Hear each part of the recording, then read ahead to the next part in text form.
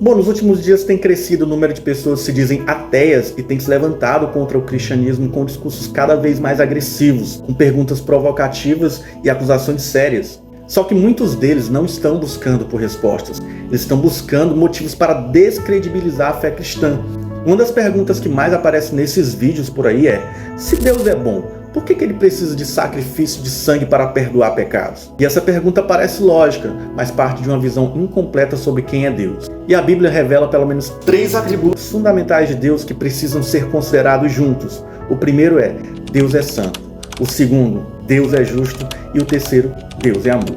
E esses 3 atributos não competem entre si, eles se completam, e ignorar qualquer um deles leva a uma visão distorcida sobre Deus. Mas vamos por parte. Primeiro, Deus é santo. Isso significa que ele é totalmente separado do mal, puro e perfeito. O pecado não pode coexistir com a santidade de Deus, não porque ele seja intolerante, mas é porque o mal simplesmente não sobrevive diante dele.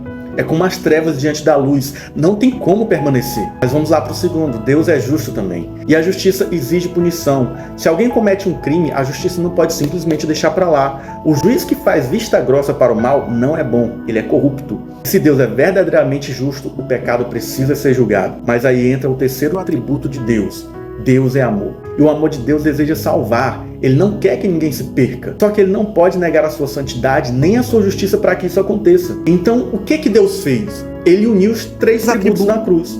Na cruz, a santidade de Deus mostra que o pecado é algo sério. A justiça de Deus exige o pagamento. E esse pagamento foi feito. E o amor de Deus se entrega em nosso lugar, para que a punição não caia sobre nós, mas sobre ele. E Jesus é Deus se sacrificando por nós, o justo pagando o preço pelos injustos. E tem gente que pergunta: mas por que Deus não simplesmente perdoa como se nada tivesse acontecido?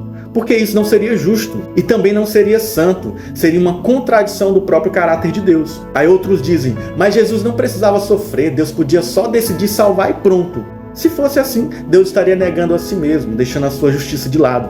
Mas ele não fez isso, ele pagou o preço. E a cruz é o único lugar onde os 3 atributos de Deus se encontram sem conflito. Ali Deus não deixou de ser santo, não deixou de ser justo e mostrou o seu infinito amor por nós.